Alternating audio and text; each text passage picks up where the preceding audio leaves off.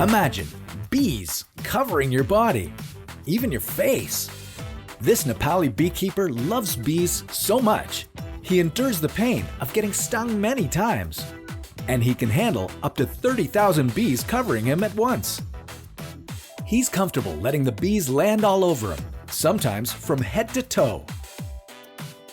These feats of endurance can last up to 2 hours at a time. This resilience to the bees has made him a popular man in his village. Bee bearding can mean wearing bees on your body, but the term has other meanings and is sometimes confused with swarming. So, what is bee bearding? And how do you bee beard? If you really want to try bee bearding, just know that it is dangerous and can go terribly wrong. Sure, most bee stings are harmless, but they do hurt. They can kill people who are allergic, and once you get stung once, the pheromones released from bee stings prompts other bees to attack.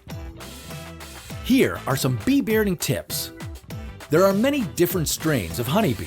If you want a more pleasant experience, pick the gentle ones. Stressed and hungry bees tend to sting more. Calm the bees down for 24 hours before your beard by keeping them in a cool, dark place and feeding them sugar syrup. Put cotton balls in your ears and nostrils, wear goggles over your eyes, and put Vaseline on your lips to try and stop the insects from crawling inside your mouth. Also, tuck your pants into your socks and tape your shirt collar and sleeves closed. Next, you need to cage the queen bee. Yeah, that's right. You have to build a tiny cage for the queen bee and tie it under your chin. When you release the bees, they'll make a beeline for you in order to be close to their queen. And voila! You are now the proud and brave owner of a bee beard. How does it feel? Well, apparently, the tiny bee feet feel almost electric as they grip the skin on your face and neck.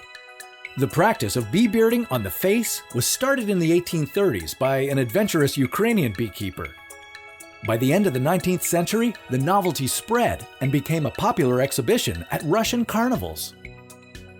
The record for heaviest mantle of bees was set in 2014 by a Chinese man who was able to hold on to an estimated 637,000 bees. The record for longest time wearing a beard of bees was set in 2017 by a very patient Toronto, Canada man who braced himself for 61 minutes of bees on the face. Bee bearding doesn't always mean wearing bees like a beard. Instead, beekeepers can use the term to describe when bees form a beard-like shape on their hive. They're just stepping outside the hive due to high temperatures, high humidity, overcrowding, or lack of ventilation. Basically, the bees and the hive need to cool down. By being on the outside of the hive, the bees lower the heat inside, decrease congestion, and increase the ventilation. Sometimes, bee bearding is confused with swarming, but they're two different things. Bearding occurs in the summer, swarming in the spring. Bearding bees are quiet, swarming bees have a loud roar. Bearding bees stay on the outside of the hive, swarming bees are airborne.